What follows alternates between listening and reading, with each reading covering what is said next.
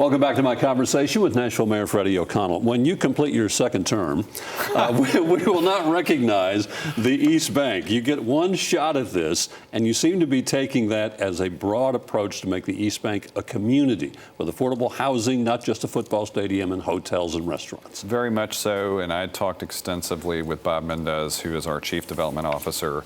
And frankly, we're, again, building on very sturdy principles. Mayor Cooper left us with one of the best outcomes for the East Bank, which was this great program called Imagine East Bank. The planning department and Metro, a team with NDOT and parks involved. Metro Water's been deeply involved because there are so many considerations for both infrastructure and the river over there. But that Metro team, some other partners, there's all been this overall approach about great neighborhoods, really well-designed public spaces. You know, we've had this great opportunity to start the conversation with the Tennessee Performing Arts Center so that it changes the characteristics of the entertainment district. We're trying to put policies in place over there that really support residential life on the East Bank. I mentioned that community transit center that we expect will go over there.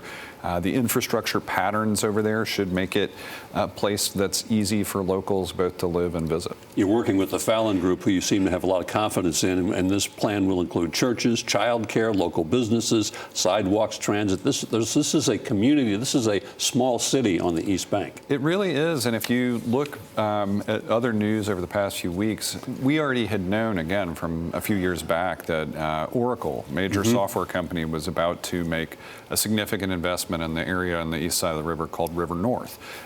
So they've already started that conversation. But what we heard their chairman, Larry Ellison, say at a recent healthcare summit here in Nashville as he announced their eventual plans to make Nashville their global headquarters is celebrating all these wonderful characteristics of the city, that this is a great place for families. And in fact, I think they're looking at the land that they're invested in with a very similar outlook to what we're trying to do with our project on the East Bank. And so over the next decade, to your point, it is going to be very different. This area that's mostly been surface parking lots, low-slung warehouses, industrial footprints, is really going to be filled with parks and green space. You know, thousands of homes, many of which are affordable at multiple levels of the affordability spectrum. I mean, lots of deeply affordable homes over there, lots of workforce homes, and so our hope is that people who are either building that new stadium, building some of the projects over there, working in that new stadium, working on the East Bank, will actually have at least the choice to be able to live there. When you talk about affordable housing being part of it, are you talking about to begin with affordable rental property, leading to affordable purchasing property? What's the big plan? Yeah, I think for our land, we have about 100 acres around the stadium. That's the footprint that the Fallon companies partnered with us to develop. I think one of the principles there in Imagine East Bank, and I think I agree with Mayor Cooper's outlook here pretty closely, that you don't want to sell this public land. Now, there may be some opportunities. There are some models out there for affordable housing where you could look at shared equity, where Metro may still own that land, but if the land value increases, somebody who's renting has also accrued some value in that property, and so may actually have an opportunity to have some return on that investment they've made in rent.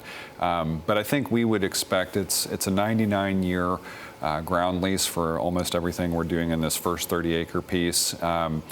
But we know there are going to be other opportunities. We just had a groundbreaking with Holiday Ventures, which is they've been kind of innovating in the space of affordable housing, and they've got a project just around the corner. And I think you'll start to see some really good mix of rental and for sale properties that are that have a mix of price ranges. It's not going to change the city. You know, and it's interesting because I talk to people now. I've had more conversations about people who used to go to Broadway, right? And I would say I'm often one of them, where I'd spend more time. But I think that's also part of it. I've watched my own neighborhood change quite a bit, where I've got within walking distance this amazing new collection of businesses, from restaurants to places to go shopping. You can see the same thing in multiple neighborhoods all over the city, and it, you know, kind of coming back to the ideas that are in this transportation improvement program, we hear all the time from people who would love to get around the corner to that small business corridor where they've got maybe some great bars and restaurants and retail if they just didn't have to walk in a shoulder on a ditch. And so we're getting to start from scratch on the East Bank and deliver that there. But I think then we're also looking at, let's make sure this happens all over the city. We want people living on the East Bank to have a great experience, but if you live in Inglewood, if you live in Cane Ridge, if you live in Bellevue, we want you to have that great experience in your own neighborhood. You talked about a trend, and maybe we're guilty of it too, of reporting about negativity, not positivity. Maybe we should talk more about positivity. And you had a lot of positive aspects. You talked about working for a minimum wage of $4.25. I work for a minimum wage less than that. It's $7.25 now, but all Metro workers, because of some action you have taken, will make $20 an hour or more. Right. This is a big step, and I think what's remarkable is we still know it's not quite enough. If we look at where the living wage is in Nashville right now, we looked at this year's pay plan and said this will probably take us a couple years to stay on track to keep up with this. But getting to that moment where we're paying no one less than $20 an hour is also still a big milestone for the city, and we think it's also, if you look around the city right now at the jobs that are out there, I mean, unemployment is pretty low, the number of opportunities is pretty high, but we want to make sure that people are progressing in their careers and able to access opportunities for these amazing jobs that are showing up. A standalone homeless services nearing a year. It's helping, $50 million from the previous administration, and yet just this last year, homelessness is up 43% in Nashville. We're up to about 1,500 folks. The problem continues to grow. You're attacking it, but it's not gone yet. It's tricky because there are so many ways to understand data about homelessness. On the one hand, we do this thing every year required by HUD at the federal level called a point-in-time count, and it's a night, and I've done it before myself. It's a pretty remarkable event.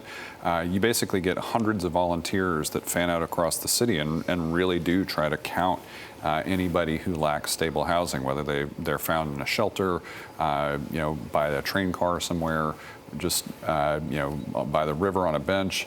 And this year's point-in-time count actually showed us a modest reduction from last year.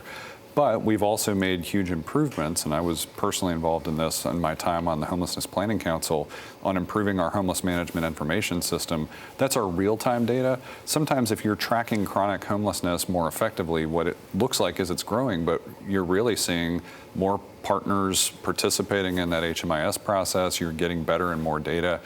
So I think it's a mixed picture.